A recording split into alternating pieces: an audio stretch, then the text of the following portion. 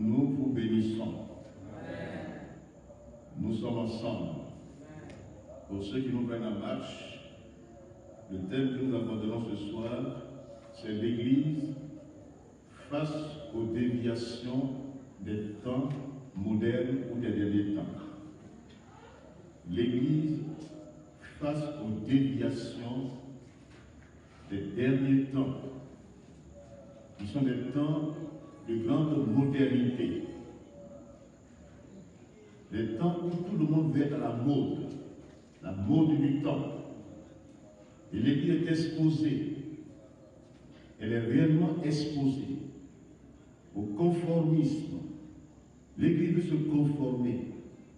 L'Église veut se confondre au monde. Il faut que l'Église comprenne que sa structure est exposée, elle est en face des déviations des temps modernes. Nous lisons la parole de Dieu dans Jérémie. Jérémie, chapitre 6. Voilà. Jérémie, chapitre 6. À partir du verset 16. Du verset 16 au verset 17. Que nous lisons avec respect. Ainsi parle l'Éternel. Placez-vous sur les chemins, regardez et demandez quels sont les anciens sentiers. Quelle est la bonne voie? Marchez-y et vous trouverez le repos de vos âmes. Alléluia. Mais il répondit, nous n'y marcherons pas. J'ai mis près de vous des sentinelles. Soyez attentifs au son de la trompette. Amen. Que nous soyons ce soir attentifs à cette parole ce soir. Que Dieu bénisse sa parole.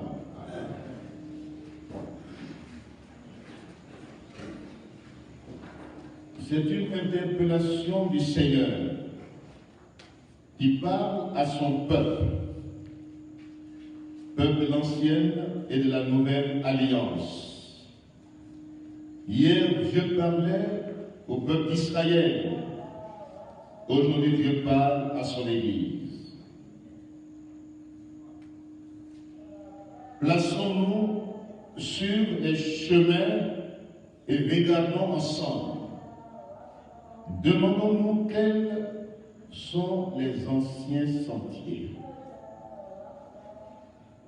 Quelle est la bonne voie? Et marchons-y. Ainsi, nous trouverons le repos de nos âmes. Alléluia. Dieu a placé des sentinelles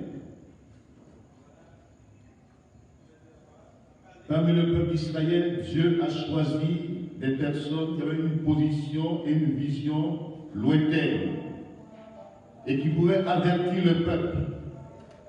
De même, dans l'Église aujourd'hui, Dieu place des ministères dons de Christ. Et le but pour lequel Dieu les a placés en position d'autorité dans l'Église, une délégation d'autorité de Christ, le but est bien défini dans Éphésiens, chapitre 4, versets 11 à 16. Pourquoi Dieu place des sentinelles parmi son peuple? Pour avertir son peuple, bien sûr, mais pour montrer au peuple la bonne voie, la voie à suivre.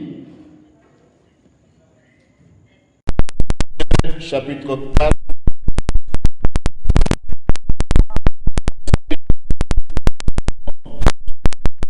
à 16. Il a donné les uns. D'abord, nous pouvons lire celui qui est descendu, c'est le même qui est monté au-dessus de tous les cieux, afin de remplir toutes choses, donner les uns comme apôtres, les autres comme prophètes, les autres comme évangélistes, les autres comme pasteurs et docteurs, pour le perfectionnement des saints, en vue de l'œuvre du ministère et de l'édification du corps de Christ, jusqu'à ce que nous soyons tous à l'unité de la foi et de la connaissance du Fils de Dieu, à l'état d'homme fait à la mesure de la stature parfaite de Christ. Ainsi, nous ne serons plus des enfants, flottant et emportés à tout vent de doctrine, par la tromperie des hommes, par leur ruse, dans les moyens de séduction, mais en professant la vérité dans l'amour, nous croîtrons à tous égards en celui qui est le chef, Christ. C'est de lui et grâce à tous les liens de son assistance que tout le corps, bien coordonné et formant un solide assemblage, tire son accroissement selon la force qui convient à chacune et s'édifie lui-même dans l'amour. Alléluia. Bien que nous soyons dans le sacerdoce universel, un saint sacerdoce où nous sommes tous sacrificateurs, nous avons l'obligation de nous approcher de Dieu sans aucun intermédiaire, mais cela n'empêche que Dieu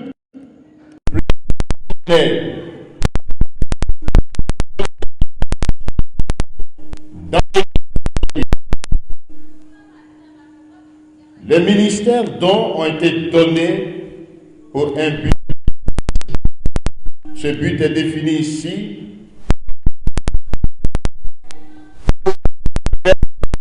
Des saints, en vue de l'œuvre et de l'édification du corps de Christ.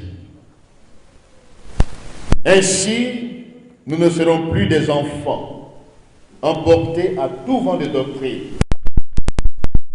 Le but pour lequel Dieu a suscité ce ministère, pas qu'il soit des personnes qui soient des intermédiaires entre Dieu et vous, mais des instruments que Dieu utilise pour notre formation. Amen. Dieu les utilise. Dieu les a formés.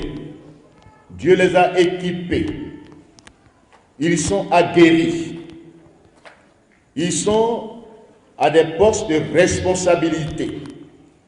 Pas pour dominer le peuple, mais pour être porteur de vie parmi le peuple, pour éduquer le peuple, pour former le peuple, pour que ce peuple atteigne la maturité spirituelle et que chacun entre dans son ministère. Il y a plusieurs ministères dans l'Église. Les 5 ministères sont des ministères dons de Christ à l'Église.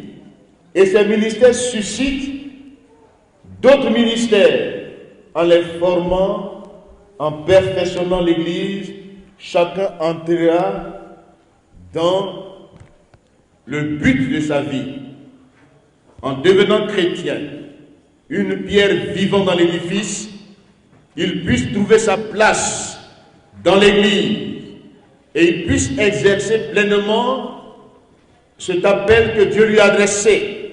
Dieu nous a appelés, nous tous. Ce n'est pas seulement des appels particuliers, mais chacun a un appel bien défini. Chacun a un talent que Dieu lui a donné. Il faut qu'il découvre ce talent et le mette au service du Seigneur. En le mettant au service du Seigneur, ça devient un ministère. Alléluia. Donc, les ministères dont vont permettre à ceux qui ont leur talent déjà de découvrir ces talents et de les mettre au service du Dieu vivant pour qu'ils soient enracinés et fondés en Christ. Qu'ils servent Dieu pleinement et qu'ils ne soient plus emportés à tout vent de doctrine. C'est pourquoi Jésus a dit, je bâtirai mon église. Il bâtit son église avec des instruments vivants, des pierres vivantes. Alléluia. Christ, l'église que Christ bâtit, c'est des pierres vivantes. C'est un édifice spirituel. Cette église qui s'est acquise par son propre sang. Cette église qu'il viendra chercher. Une église sans tache, ni ride, ni rien de semblable. Alléluia. Une église que Jésus-Christ va sanctifier. Une église que Jésus-Christ va séparer du monde. Une église qui sera le sel et la lumière du monde. Cette église-là, Dieu la prépare par la puissance du Saint-Esprit qui donne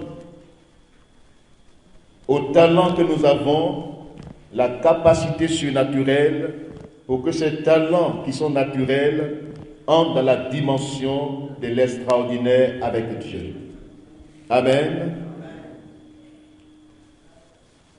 Quand on parle de déviation, on parle de sortie de route. Lorsqu'on sort de la voie et de la direction normale, on dit il a dévié. La déviation est douloureuse pour le corps et il faut vite réagir pour revenir à la normale. La voie normale est tracée. Le chemin est devant nous. Les sentiers sont déjà tracés. C'est des anciens sentiers. Il faut y marcher pour trouver le repos de nos âmes. Nous devons nous demander quels sont ces anciens sentiers. Quelle est la bonne voie? C'est la préoccupation qui doit nous habiter tous. Suis-je sur le droit chemin? Suis-je dans la volonté parfaite de Dieu? Est-ce que ma vie est conforme? Mon attitude, ma marche, est-elle conforme à la volonté de Dieu? Lorsqu'on sort de la voie, de la direction normale, on dit il a dévié. Et quand on dévie, c'est douloureux. Et il faut vite réagir pour revenir à la normale. Je prends l'exemple. La colonne vertébrale. L'homme a été créé par Dieu pour qu'il marche droit, non? Mais quand la colonne vertébrale dévie, qu'est-ce qui se passe? On est penché. Si vous ne faites pas vite, la personne reste penchée. C'est comme ça. C'est la déviation. Tu marches. Donc, si on ne réagit pas vite, quand quelque chose a dévié et que tu laisses la chose, tu mets la douleur dans le corps. La déviation est douloureuse. Il faut vite réagir pour redresser. Amen. Ça, c'est une image pour que nous comprenions qu'est-ce que la déviation. Les sentiers sont déjà tracés par Dieu. Mais il y a des sentiers qui dévient parce qu'il y a un obstacle. Et on préfère contourner. et on passe outre. Et le droit chemin est devant nous et on prend un autre chemin. Souvent quand les gens travaillent, les travaux sur les routes là, on met qu'est-ce qu'on met? Déviation. Mais regarde comment sont les déviations.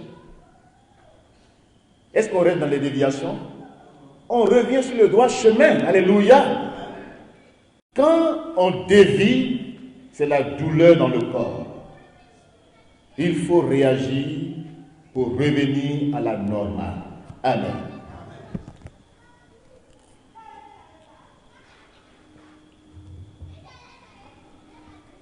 Ce qui est normal, c'est la vie chrétienne authentique. Comme on l'a vu le dimanche, 1 Pierre 2, versets 1 à 11. Nous sommes un saint sacerdoce, une nation sainte, un peuple acquis, pour offrir à Dieu des victimes spirituelles. Alléluia. Puisque celui qui nous a appelés est saint, nous aussi soyons saints dans toute notre conduite. Voici la vie chrétienne normale. Et ce qui est normal aussi, c'est que tu affirmes ton identité en Christ. Non seulement tu vives une vie chrétienne normale, authentique, mais que tu affirmes ton identité en Christ. Voici ce qui est normal. Si tu n'arrives pas à vivre de manière authentique, si tu n'arrives pas à affirmer ton identité, c'est que tu as dévié.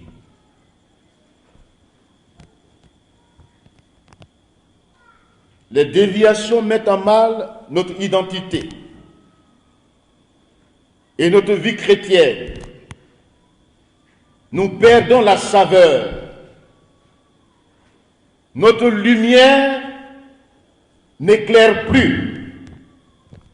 Elle devient ténébreuse. Elle ne peut plus influencer de manière positive notre milieu. Notre vie chrétienne est floue. Dans un monde enténébré, si l'Église n'est pas un saint sacerdoce, elle perd sa saveur. Si le chrétien n'a pas un témoignage, une identité, s'il se confond au monde, le nom de Dieu est blasphémé parmi les païens. Le témoignage est confus.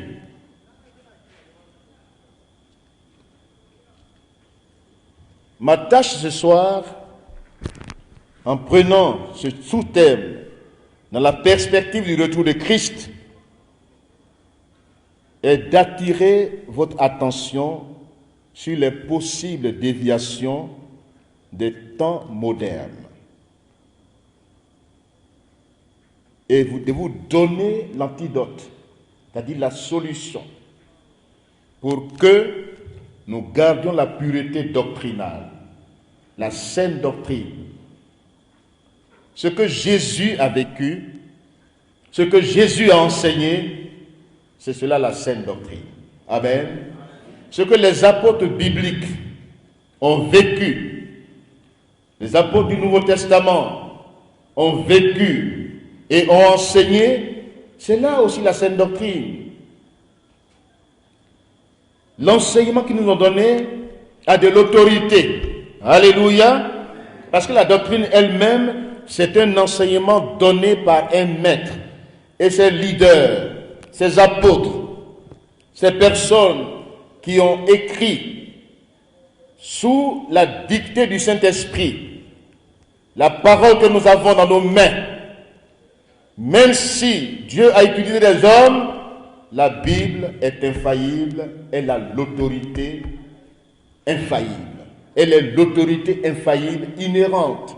Il n'y a pas d'erreur dans la Bible. La Bible ne contient pas la parole de Dieu, mais la Bible est la parole de Dieu. Amen. Il y en a qui pensent que la Bible contient la parole de Dieu, mais la Bible toute écriture est inspirée de Dieu, utile pour enseigner, pour corriger et pour conduire dans toute la vérité. Alléluia. Donc la Bible est digne de confiance.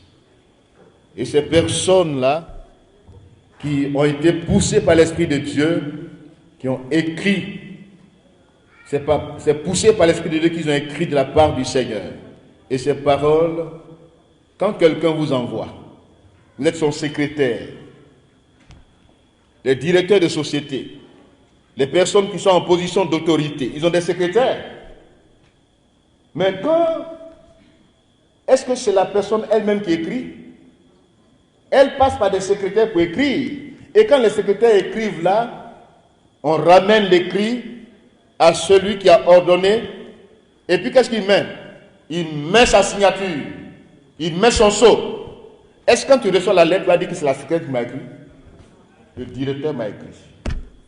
Dieu a mis son sceau dans les écrits de ces hommes et c'est Dieu qui nous écrit. Amen. Et Dieu dit, et dans ce texte qu'on a lu tout à l'heure, ainsi par l'Éternel, placez-vous sur les chemins, regardez et demandez quels sont les anciens sentiers, quelle est la bonne voie. Marchez-y et vous trouverez le repos de vos âmes. Amen.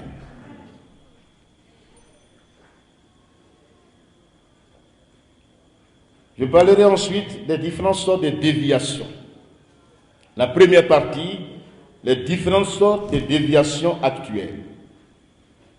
Première déviation, déviation sur la nature même de Dieu. Sa gloire, sa puissance et l'évangile que nous prêchons.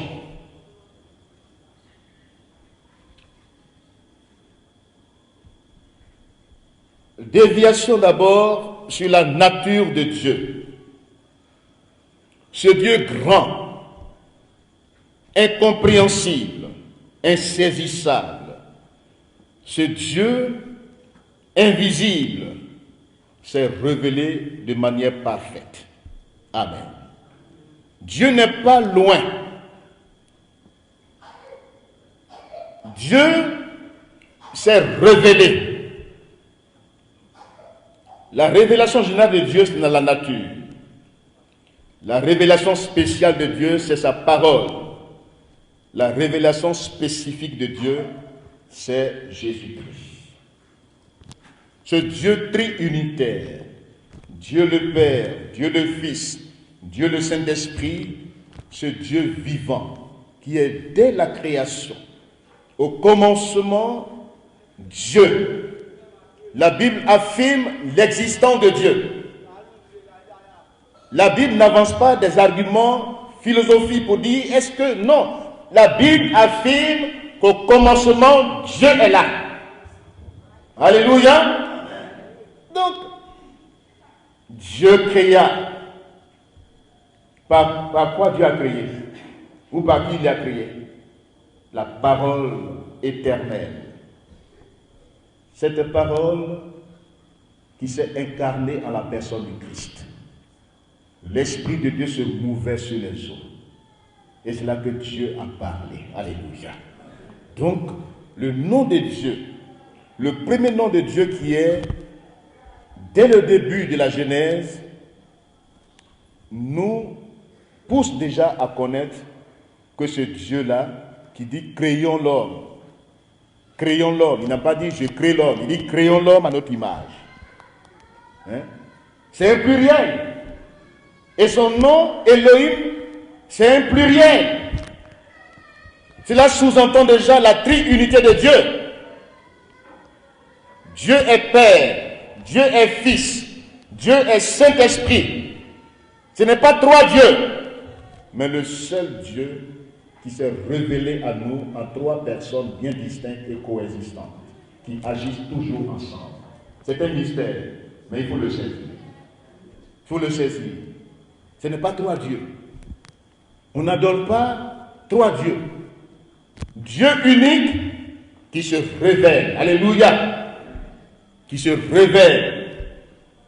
lors du baptême du Christ, pour donner l'exemple de la révélation de Dieu, qu'est-ce qui s'est passé? L'Esprit de Dieu est descendu sur lui sous une forme de colombe. Et la voix du Père s'est fait entendre du ciel pour dire, celui-ci est mon Fils bien-aimé en qui j'ai mis toute mon affection. Voyez-vous, c'est un mystère, mais c'est la saine doctrine. Amen. Dieu est unique. Celui qui a le Père a aussi le Fils. Et celui qui n'a pas le Fils n'a pas le Père. Le Père et le Fils sont un. Alléluia. Jésus a dit, celui qui m'a vu a vu le Père. Je suis dans le Père et le Père est en moi. Donc, si nous n'avons pas une compréhension exacte de ce que Dieu est, sa révélation exacte, si nous n'entrons pas réellement dans ce mystère, nous allons être des polythéismes ou bien des trithéismes. Vous connaissez ce qu'on appelle polythéisme? Ils adorent plusieurs dieux. Trithéistes, ils adorent 3 dieux. Mais nous sommes théistes. Nous adorons un seul Dieu. Alléluia. Dieu est unique et il faut que ceux qui l'adorent en esprit et en vérité. Donc, ce Dieu-là, quand on parle de lui, de sa gloire, l'erreur la plus fondamentale que l'homme de notre temps puisse commettre, c'est de penser que l'homme est le centre de l'univers. C'est la plus grave erreur que les hommes commettent. Ils veulent exclure la notion de Dieu. Ils parlent d'humanisme.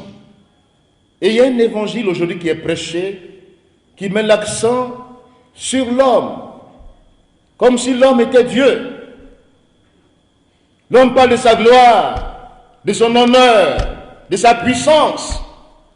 Et on a un petit Dieu qui est impuissant. Quand quelqu'un se présente pour dire voici un puissant homme de Dieu, Dieu n'a plus sa place. C'est l'homme qui prend la place de Dieu. Et c'est la plus grave erreur. Qui nous sommes devant ce grand Dieu? Ce Dieu qui ne peut être contenu dans l'univers. Les cieux des cieux ne peuvent le contenir. Il transcende l'univers. Il est au-dessus de la création. Il existe par lui-même. C'est un Dieu incréé. Jésus-Christ est Dieu. Alléluia. Il est dès le commencement la parole éternelle de Dieu qui a été faite chair, qui a habité parmi nous pleine de grâce et de vérité. À tous ceux qui l'ont reçu, à tous ceux qui ont cru en son nom, il leur donne le pouvoir de devenir enfants de Dieu. Lesquels sont nés ni de la volonté des hommes. Souvent les gens veulent que les gens naissent de leur volonté. Et quand quelqu'un naît de ta volonté, il est manipulable. Tu peux l'instrumentaliser. Mais quand quelqu'un naît de la volonté, voyez-vous la nouvelle naissance, ce n'est pas une naissance terrestre. Si c'est pour la terre là, on est né des parents. Et on véhicule en nous tout ce venin hérité des parents. Des héritages spirituels négatifs. Mais nous sommes rachetés par le sang de Jésus-Christ. Jésus-Christ nous a rachetés de la même manière de vivre que nous avons hérité de nos parents. Un enfant de Dieu est racheté par le sang de Jésus-Christ. Alléluia. De la même manière de vivre.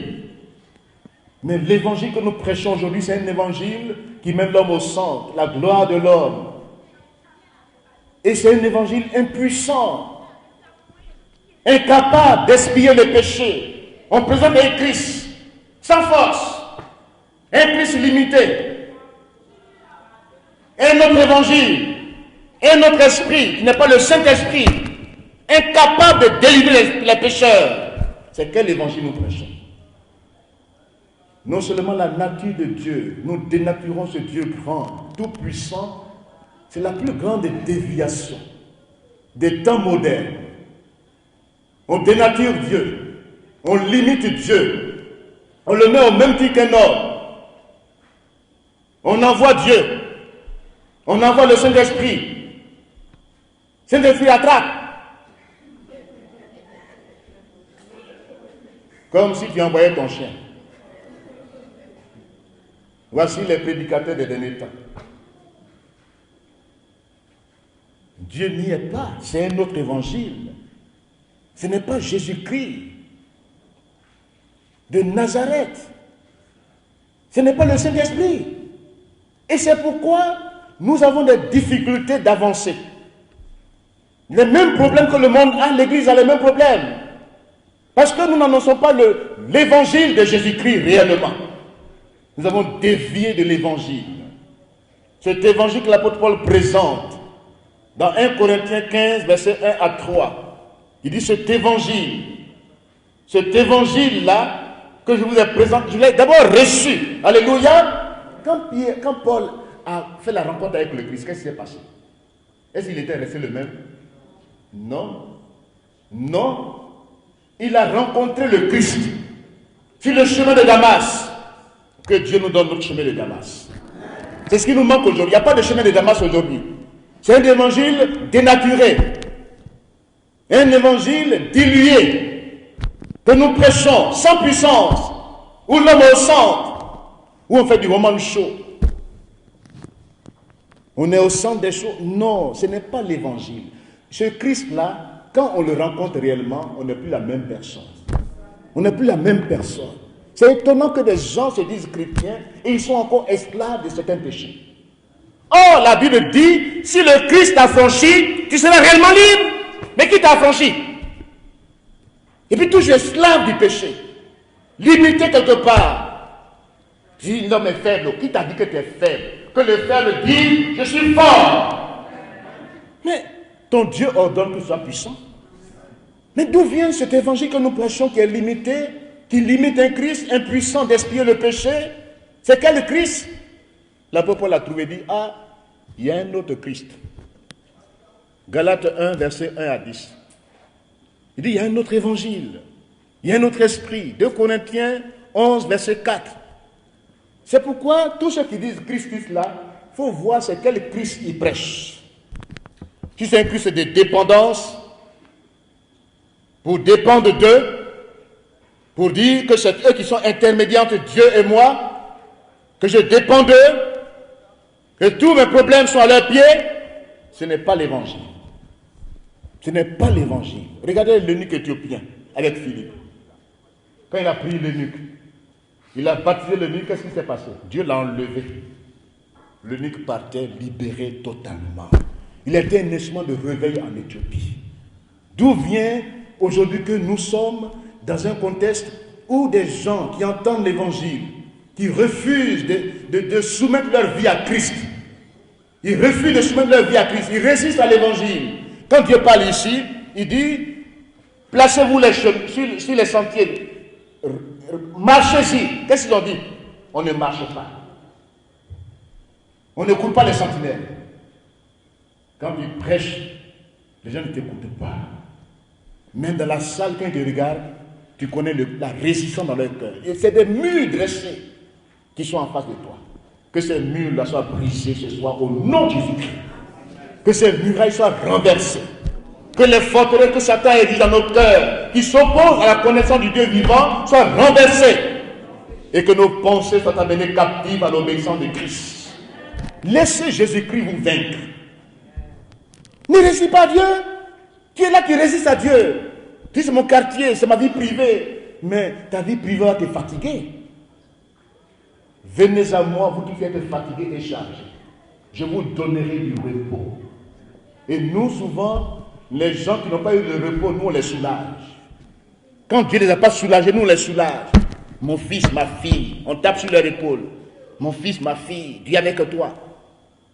Oh, Dieu te dit, elle n'est pas encore mon enfant. Elle me résiste. Elle refuse que je prenne possession de sa vie. Quand Jésus-Christ te dit, il est Seigneur, c'est que tu es esclave. C'est ton maître. Il est le sauveur du monde. Mais qu'il devienne le Seigneur de ta vie. Qu'il devienne le Seigneur de ta vie. Que ta vie lui soit soumise dans tous les domaines. Que Christ règne dans ton cœur. Que Christ croisse dans ta vie. Et que tu diminues chaque jour. Si tu te mets en avant, Christ n'a plus sa place. Si tu veux qu'on parle de toi, de ton honneur, de ta gloire, de ton règne, Jésus n'a plus sa place. Beaucoup ont mis Jésus-Christ au second plan de leur vie. C'est eux qui sont en avant, c'est le moi, leur propre gloire. La gloire de Dieu n'y est pas. Ils n'ont pas laissé Jésus-Christ les vaincre. Prendre possession de leur vie comme l'apôtre Paul, cet homme qui était un brigand. Quand il a rencontré le Christ, il est tombé. Il a dit, si je vis, ce n'est plus moi. J'ai en moi la pensée de Christ. L'évangile que nous prêchons, il faut l'exactitude. Jésus doit être au centre de l'évangile. Son œuvre doit être au centre de l'évangile. La croix du Christ. C'est là que tout est accompli. Quel évangile qui s'écarte de la croix, qui met la croix de côté et qui met des méthodes, des systèmes, des lois. Ça ne marche pas. Tout est question de loi, de système, de méthode. Ça ne marche pas. Ça ne fait pas des enfants de Dieu qui vont atteindre la maturité spirituelle. Ça fait des suiveurs, des gens qui dépendent. Tout le temps, ils dépendent. Ils veulent la dépendance. Or, l'évangile que je prêche doit apporter la liberté dans les cœurs. La liberté dans les cœurs. Je ne suis rien moi-même. Sans Dieu, je ne suis rien. Je ne suis pas incontournable, indispensable. Dieu peut se passer de moi. Que je serve Dieu avec crainte. Amen. La première déviation est à ce niveau. Où la gloire de Dieu, l'homme veut partager la gloire de Dieu, il veut qu'il soit au centre, qu'on parle de lui. Oh, Dieu ne partage pas sa gloire avec l'homme. Ça, c'est une erreur, c'est une faute grave. Nous sommes tous des serviteurs inutiles devant Dieu. Si Dieu même nous utilise à faire quelque chose, mais à lui soit la gloire. Que son honneur soit dans ma motivation. Et que je m'efface, que je dépose les gens au pied de la croix du Christ et qu'ils continuent leur marche dans la victoire. J'aurais gagné. Amen. J'aurais gagné. Que la gloire de Dieu se manifeste dans notre vie. Que sa puissance se manifeste dans notre vie. Que tout ce qui est ébranlable soit ébranlé. Et que l'inébranlable demeure. Que Jésus-Christ demeure dans nos cœurs. Christ en nous, c'est l'espérance de la gloire. Que Jésus-Christ soit en moi. Que sa nature m'habite. La nature de Dieu. C'est ça la vie chrétienne. Il est la pierre de l'ange, c'est une pierre vivante. Il y a conformité, identification. L'apôtre Paul pouvait dire, sa démarche, les choses qui étaient pour lui comme des gains, il les regarde comme une perte à cause de l'excellence de la connaissance du Christ. Jésus l'a délivré. Quand il regarde les choses de ce monde-là, c'est de la boue. Il ne considère pas ça, c'est de moindre valeur. Pour lui, la valeur, c'est le Christ. Qui est ta valeur aujourd'hui? Qui est ta préoccupation aujourd'hui? Est-ce que c'est toi-même? Ou bien c'est les intérêts de Christ que tu mets en avant? Ou bien tes propres intérêts? Ne prêchons pas un autre évangile. Restons dans l'évangile qui a pour centre la croix du Christ. L'apôtre Paul dit aux Corinthiens, la pensée que j'ai, la seule pensée que j'ai parmi vous, Jésus-Christ crucifié. Scandale pour ceux qui périssent, mais puissant de Dieu pour le salut de quiconque croit. Jésus-Christ a porté tous les fardeaux de l'humanité à la croix. Que ce soit la maladie, que ce soit le péché, il a tout accompli à la croix. Donc, ce n'est pas nous, nos efforts. Venons au pied de la croix du Christ. Voici le premier pilier de l'évangile. Le deuxième pilier, c'est sa résurrection. Il n'est pas resté dans la tombe, il est ressuscité. Pour nous délivrer totalement. L'évangile a la puissance de délivrance. Ce n'est pas un évangile qui est resté dans la tombe comme un fondateur de religion. Jésus-Christ est Dieu. Il a donné sa vie, il a reprise. Personne ne lui a ôté la vie. Il est mort pour nos péchés, il est ressuscité pour notre justification. Et il revient bientôt. Cet évangile-là, il faut que la puissance de résurrection nous touche. Que tout ce qui est mortel en nous soit englouti par la vie du ressuscité. Que tout ce que tu tiens pour vrai tombe. C'est des choses mortelles, périssables, que tu considères tellement. Laisse Jésus-Christ te montrer les vraies valeurs de ta vie. Laisse Jésus-Christ prendre possession de ta vie réellement. Laisse le Saint-Esprit inonder ton cœur réellement. Et te conduire. Parce que tous ceux qui sont conduits par l'Esprit de Dieu sont fils et filles du Dieu vivant. Qui te conduit? Est-ce ta chair ou bien le Saint-Esprit? Que l'Esprit de Dieu nous conduise aujourd'hui. Voici l'évangile que nous prêchons. Tout pour la gloire de Dieu. Rien pour nous-mêmes. Que Jésus-Christ soit glorifié. Amen. Deuxième déviation des temps modernes.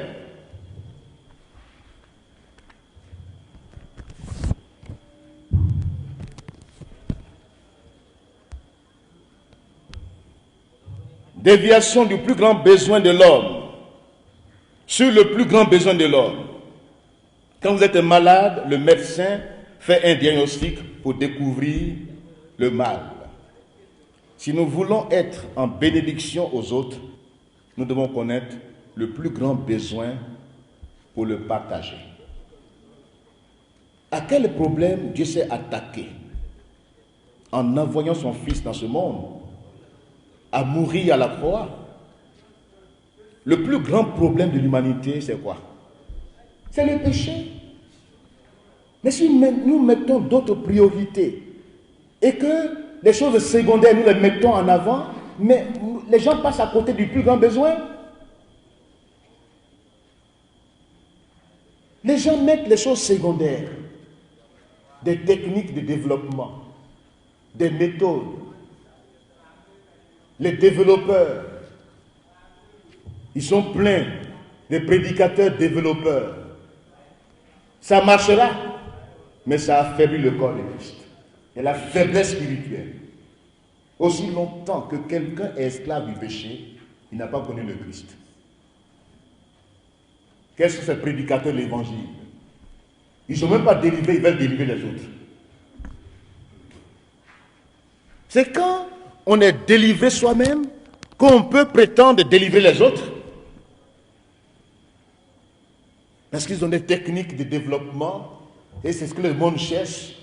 Le monde aime ça. Les gens qui se présentent eux-mêmes comme des beaux parleurs, ils ont l'art oratoire, ils ont des influences sur les hommes et quand ils parlent, on est suspendu comme ça à leurs lèvres. Mais au fond, ils n'ont pas résolu leurs plus grands besoins. Comme Jésus a dit, le diable vient mais n'a rien à moi. Tu peux dire la même chose. Amen. Que Satan vienne, il peut faire ce qu'il veut autour, mais il ne peut rien faire contre moi. Voici un enfant de Dieu. Le diable, il peut détruire, il peut faire ce qu'il veut. Mais quand il me trouve sur son chemin, il n'a rien à moi, je ne lui dois rien. Mais quand tu dois à Satan, il a le pouvoir sur ta vie. Rembourse ses dettes. C'est le plus grand besoin de l'homme. C'est pourquoi Jésus est venu, pour détruire les œuvres du diable. Si nous ne présentons pas ce grand besoin aux hommes et que nous restons superficiels, présentons des choses secondaires, c'est la technique des prédicateurs des derniers temps. Christ est présenté comme un moyen pour résoudre les besoins. Les besoins secondaires, on présente un Christ comme un moyen pour résoudre ses besoins secondaires. Et on met de côté le plus grand besoin de l'homme. Quand Jésus-Christ, dans Jean chapitre 6, il a nourri la foule. Qu'est-ce qui s'est passé? Ils ont mangé du pain. Ils ont dit, ah vraiment, un prophète est descendu du ciel. Il dit, vous me suivez. Ce n'est pas pour la délivrance de la puissance du péché que vous me suivez, mais parce que vous avez mangé du pain. Si tu es un prédicateur qui nourrit la foule des choses matérielles, tu n'es pas un vrai prédicateur. Jésus sait. Il dit, vous me suivez là, vous voulez me faire un coup d'état. Il dit, bon, on va te placer comme le roi du pays. Parce que tu es un homme vraiment qui apporte la vie. Il dit, je ne suis pas, mon royaume n'est pas de ce monde. Si vous mangez de ma chair et que vous buvez de mon sang, vous avez la vie éternelle. Qu'est-ce que vous voulez dire? Si vous entrez en alliance avec moi, si vous renoncez à vous-même, si votre vie est consacrée à Dieu, vous avez la vie éternelle. Ils ont refusé. On dit, ces paroles sont trop dures. Pourquoi il dit, il va nous donner sa chair? C'est un cannibale? On n'est pas cannibale? Non. Mais voici où ça vient souvent. Quand tu dis la vérité et que tu dis les choses qui sont vraies, on dit, oh, lui là même là, on ne sait pas qu'est-ce qu'il dit. Oh, lui, il est la vie. Alléluia. Jésus est la vie. Ce n'est pas chair humaine. Ce n'est pas ça. Mais c'est l'alliance. Ils ont refusé l'alliance. Combien de personnes refusent l'alliance avec Dieu? Ils ne veulent pas entrer en alliance avec Dieu. Ils ne veulent pas. Ils veulent des chrétiens comme ça, et puis leurs besoins secondaires sont pourvus, et Jésus, qui est prêché, est un moyen pour résoudre les besoins secondaires. Ce n'est pas l'évangile. C'est la déviance, c'est la déviation. Que le plus grand besoin soit résolu, et les besoins secondaires suivront. Cherchez premièrement le royaume de Dieu, sa justice, et tout le reste vous suivra. Mais nous, on cherche le reste. On a la poursuite du reste, de Guassou, qui va nous accompagner naturellement. On met de côté le royaume de Dieu, la justice de Dieu, le plus grand besoin de l'homme. On met ça de côté et on prêche un autre Christ qui doit satisfaire les besoins secondaires. Et j'en demeure esclave du péché. Et ces prédicateurs de l'évangile sont eux-mêmes esclaves dans leurs plus grands besoins. C'est lamentable. Troisième déviance.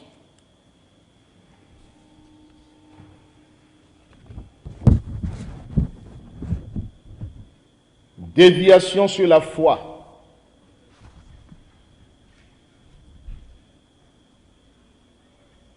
La foi est vue comme une force spirituelle, une énergie spirituelle. Par elle, des lois qui régissent le monde spirituel fonctionnent. Voici comment les gens présentent la foi aujourd'hui. Ils présentent la foi comme une force spirituelle, une énergie spirituelle. Et par elle, des lois qui régissent le monde fonctionnent. Ainsi, la foi n'est plus le fait de l'initiative de Dieu, mais de l'initiative humaine. Vous m'entendez bien? Déviation sur la foi. La foi est vue comme une force spirituelle, une énergie spirituelle. Par elle, des lois qui régissent le monde spirituel fonctionnent. Or, la foi est un don de Dieu. Amen. La foi vient de ce qu'on entend. Et ce qu'on entend vient de la parole de Dieu. C'est quelle foi? Foi en eux-mêmes. Foi dans leur foi. Mais pas foi en Dieu. Ayons la foi en Dieu. Amen. Avoir la foi en Dieu est différent d'avoir la foi en sa propre foi. Comme une énergie qui se dégage et puis qu'il y a des lois qui régissent le monde et ça fonctionne. Ça, c'est la déviation. Plus nous allons évoluer dans le temps, l'évangile sera dénaturé. Et cette foi dans notre foi deviendra un moyen d'obtenir des biens matériels. Mais pas le salut. La foi qui sauve. La foi obéissante. La foi qui nous justifie. Nous sommes sauvés par la grâce de Dieu, par le moyen de la foi. Cette foi vient de Dieu. La foi qui nous réconcilie avec Dieu n'est plus à l'ordre du jour. La foi qui nous sanctifie, qui nous fait marcher avec Dieu et plaire à Dieu, cette foi-là a tendance à disparaître. Quand vous voyez quelqu'un, il dit j'ai la foi. Mais quand vous le regardez bien, vous allez voir que sa foi n'est pas dépendante de Dieu. Malheur à l'homme qui se confie en l'homme, mais heureux est l'homme qui se confie en l'Éternel, qui prend Dieu pour appui. Dieu est tout puissant pour agir dans ma vie. Qui suis-je pour dire que moi j'ai des méthodes? Et puis je déplace la foi qui est un don de Dieu. Et ces prédicateurs-là, ils ont de l'audience. Ils ont de l'audience. Mais ils ne savent pas qu'ils ont dévié. Déviation sur la foi. La foi vient de Dieu. Amen. C'est un don de Dieu. Sinon, on ne serait pas sauvé. La même foi qui apporte la justification, la réconciliation avec Dieu, c'est la même foi que tu dois avoir, dépendre de Dieu pour tes besoins. Alléluia. Mais comme je le disais tout à l'heure, que l'homme a usurpé la gloire de Dieu. De même, dans tous les domaines, l'homme doit être en vue par ses méthodes, par ses techniques. Vous me suivez? La foi biblique, moyen de réconciliation avec Dieu, moyen de sanctification, n'est plus à l'ordre du jour. C'est cette foi qui nous permet de marcher avec Dieu. Alléluia. Dieu départit dans nous, en chacun de nous, une mesure de foi. C'est Dieu qui départit la mesure de foi. Mais ce n'est pas moi par ma technique, par ma force et mon énergie qui produit la foi. C'est Dieu qui départit dans chaque enfant de Dieu une mesure de foi. Cette petite foi-là, Dieu peut, dans son enfant qui place sa confiance en lui, Dieu peut agir. C'est Dieu qui agit, ce n'est pas moi. Dites Amen. Amen. Ce n'est pas moi, c'est Dieu qui agit. Vous dites aujourd'hui qu'il y a beaucoup d'échecs dans ce que nous faisons. C'est parce que nous pensons que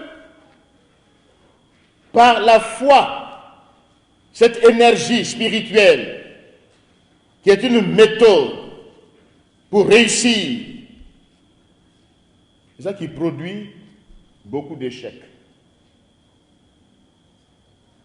Mais la foi en Dieu est une dépendance vis-à-vis de Dieu.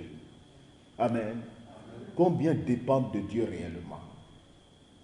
Combien font confiance à Dieu? Combien s'attendent à Dieu? Combien de personnes soumettent leur vie à Dieu? Combien?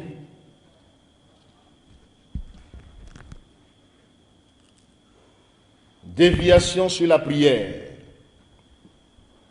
Jacques chapitre 4, versets 2 à 3. Nous allons lire cela. Déviation sur la prière. Des prières inexaucées aujourd'hui. Parce que c'est selon nos désirs que nous prions souvent. On ne prie pas selon la volonté de Dieu. On ne cherche pas la volonté de Dieu. Jacques chapitre 4. On prie mal.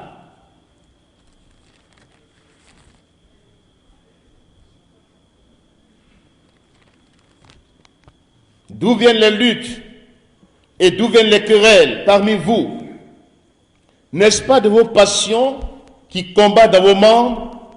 Vous convoitez et vous ne possédez pas. Vous êtes meurtriers et envieux et vous ne pouvez pas obtenir. Vous avez des querelles et des luttes et vous ne possédez pas parce que vous ne demandez pas. C'est là la prière intervient. Mais vous demandez et vous ne recevez pas parce que vous demandez mal dans le but de satisfaire vos passions. Adultère que vous êtes. Ne savez-vous pas que l'amour du monde est inimitié envers Dieu? Celui donc qui veut être ami du monde sera ennemi de Dieu. C'est-à-dire celui qui veut suivre le monde, les systèmes du monde, la méthode du monde, sera ennemi de Dieu. Croyez-vous que l'Écriture parle en vain? C'est avec jalousie que Dieu chérit l'Esprit qu'il a fait habiter en nous. Il accorde au contraire une grâce plus excellente. C'est pourquoi l'Écriture dit, Dieu résiste aux orgueilleux, mais il fait grâce aux humbles. Soumettez-vous donc à Dieu, résistez au diable et il fuira loin de vous. Alléluia. Déviation sur la prière. Philippiens 4, verset 6. Nous pouvons présenter nos besoins à Dieu, c'est tout à fait normal. Mais j'aimerais vous dire, Dieu aujourd'hui est en danger. Entre les mains des hommes. Dieu est en danger. La prière est donc centrée sur l'homme. Ses passions, ses désirs, pas sur Dieu.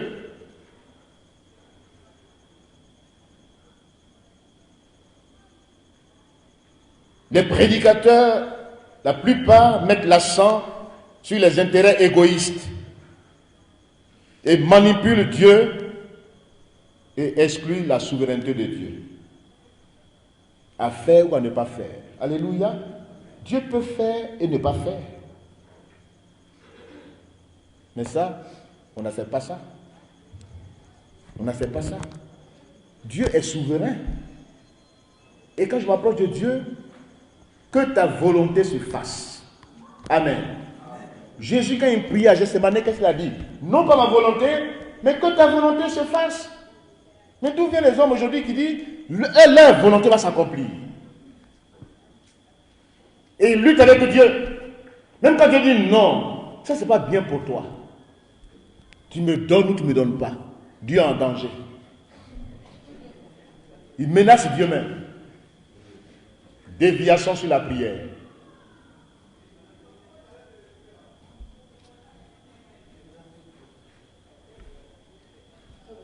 On ne cherche plus la volonté de Dieu dans la prière. C'est bien de présenter ses besoins à Dieu. Pas des prières, pas des supplications. Mais des actions de grâce là qui suivent, c'est pour dire que Dieu, tu es souverain. Dieu, tu es souverain. Attendons-nous à Dieu dans tous les domaines. Mais ne mettons pas Dieu en danger. Il n'est pas notre petit ami qui doit accomplir nos désirs. Amen. Cette foi, On prie par la foi, mais la foi véritable, elle dépend de Dieu. Et la prière véritable cherche la volonté de Dieu. Alléluia. Amen.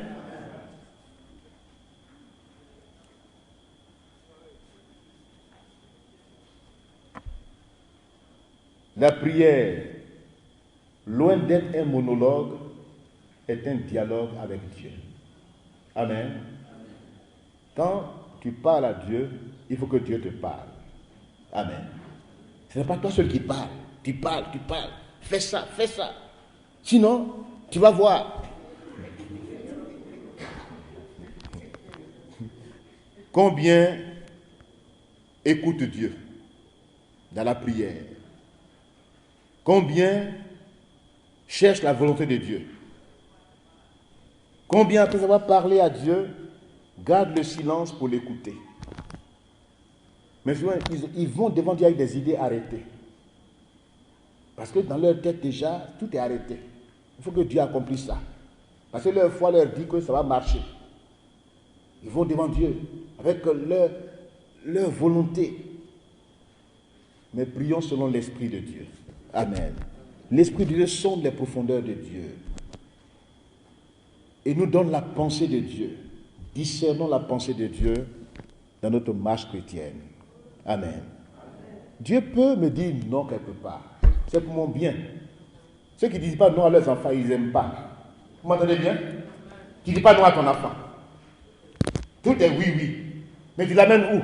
Tu le gâtes? Mais Dieu est un père. Pourquoi vous voulez qu'il vous dise oui à tout moment? Et puis quand il dit non, vous dites ça, c'est pas la volonté de Dieu. C'est le diable.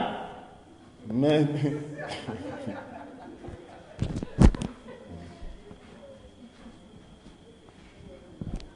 Dieu peut te dire non. Et si tu es celui qui l'écoute, tu comprendras pourquoi il te dit non. Amen. Tu peux ne pas comprendre aujourd'hui. Mais le nom de Dieu, tu peux le comprendre plus tard. Et tu vas comprendre que pourquoi il t'avait dit non. Ce qu'il a refusé de donner là. Pourquoi il a refusé de donner? Il sait. Si tu donnes ça, ce n'est pas pour ton bien. Donne ma voiture. Ce n'est pas le temps. Si je vais te conduire à faire un accident mortel, tu gagnes quoi? Donne-moi ça. Donne-moi ce mari. Oh, qui t'a dit c'est ton mari?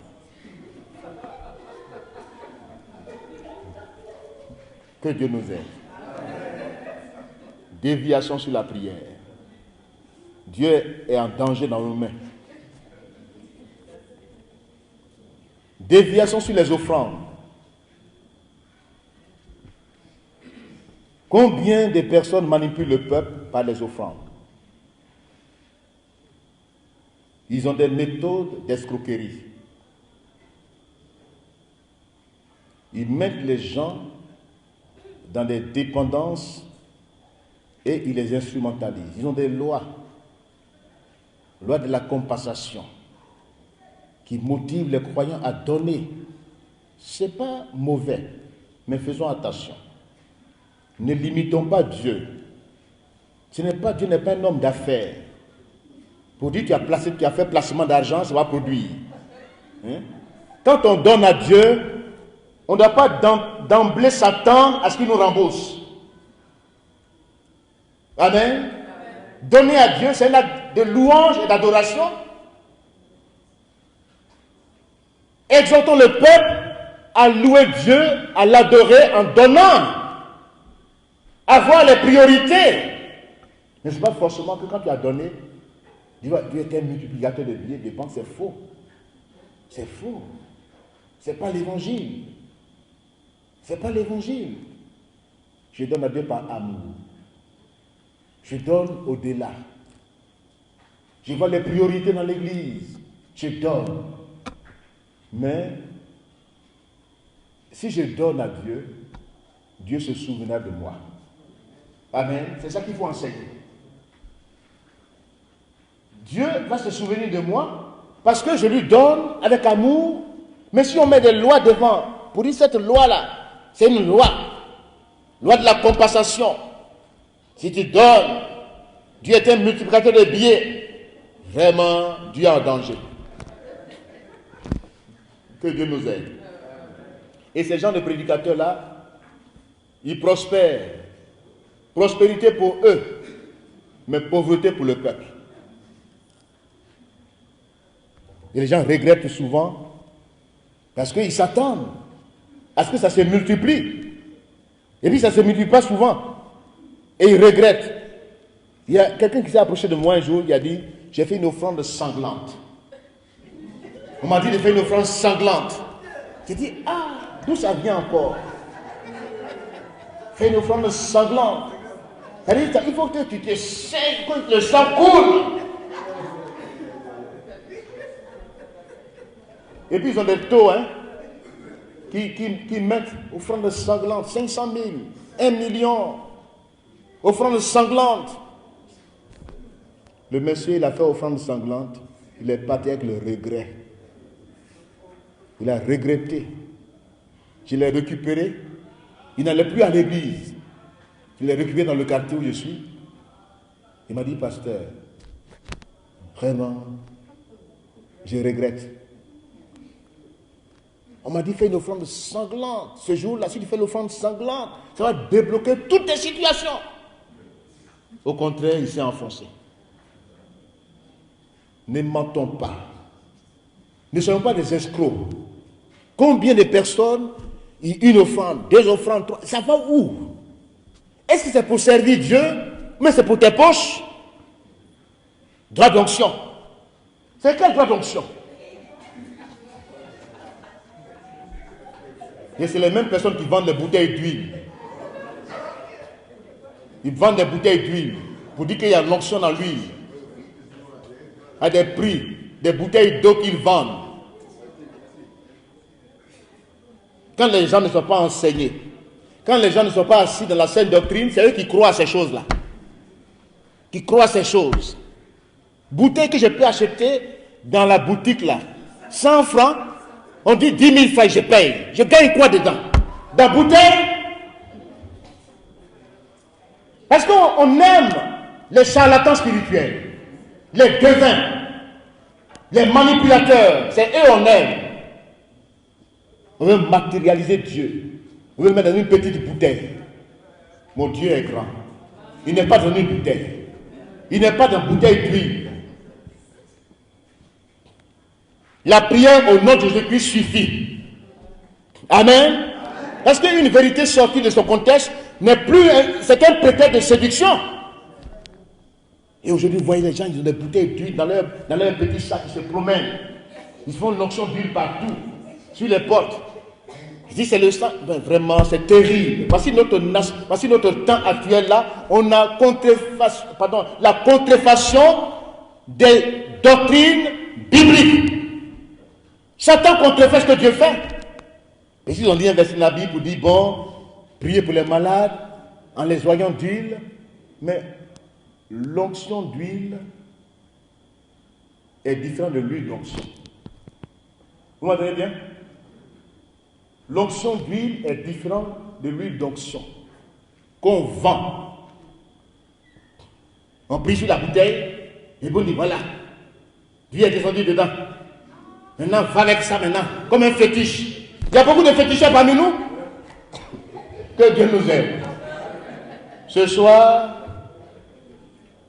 j'ai voulu vous présenter ces genres de déviations aujourd'hui. Ce sont des menaces pour l'Église, pour l'Évangile que nous prêchons. Nous avons reçu gratuitement, donnons gratuitement. Amen. J'ai reçu gratuitement. Je donne gratuitement. Je ne suis pas Géasi. Élisée a dit à Naaman, ton argent là, va ton argent. Ce n'est pas le temps de prendre ton argent. Mais Géasi a poursuivi Naaman. Qu'est-ce qui s'est passé? La lèvre de Naaman est tombée sur Géasi. Combien de prédicateurs aujourd'hui qui vivent un message lépreux? Message lépreux. Ils ont des bénédictions matérielles qui ne leur profitent pas. La plupart ont pris la fuite. Et nous sommes là pour prêcher l'évangile. L'antidote aux déviations des temps modernes, c'est la fidélité à l'enseignement de la grâce de Dieu. Amen. Lisez Tite 2, quand vous serez à la maison, tout le chapitre. Dans le texte précédent, l'apôtre Paul s'adresse à chaque catégorie. Les hommes, les femmes, les jeunes. Et puis, après s'être adressé à toutes les catégories qui forment l'Église, il dit que la grâce de Dieu s'exprime. Alléluia. Elle parle. Cette grâce de Dieu, elle est suffisante pour ton salut. Alléluia. La grâce de Dieu s'exprime, elle se manifeste. Elle est une faveur imméritée envers les pécheurs. Dieu fait grâce, alléluia. Elle ne dépend pas des calculs humains. Elle est plus qu'un attribut. C'est la personne du Christ qui s'est manifestée, alléluia. La grâce manifestée du Fils de Dieu. 2 Timothée 1, versets 9 à 13. Elle nous sauve de la corruption, de la malédiction, de la contamination du péché. Elle est source de salut pour tous les hommes. Alléluia. Source de salut ne veut pas dire qu'un salut universel, mais pour tous ceux qui placent leur confiance en Dieu. Alléluia. Le salut pour tous ceux qui reçoivent Jésus-Christ. Cette grâce les sauve. La grâce de Dieu nous enseigne. 3 choses qu'elle nous enseigne. Enseigner, c'est l'idée d'instruire, d'éduquer, de nourrir, de former. Elle est un pédagogue interne. Alléluia. Ce n'est pas un pédagogue externe. La grâce de Dieu, Christ en toi, c'est l'espérance de la gloire. C'est la grâce de Dieu. 3 choses qu'elle nous enseigne. À renoncer à l'impiété, à renoncer au convoitisme moderne, à vivre dans le temps présent, dans la sagesse et dans la justice, à discerner les déviations subtiles qui sont prêchées dans l'évangile de séduction. De la fin des temps, nous devons encourager à vivre dans la perspective du retour de Christ. La grâce de Dieu est suffisante. Elle ne nous laisse pas dans l'ignorance ou dans l'indifférence. Elle nous rend sages à salut en Jésus-Christ. Que Dieu bénisse sa parole. Amen.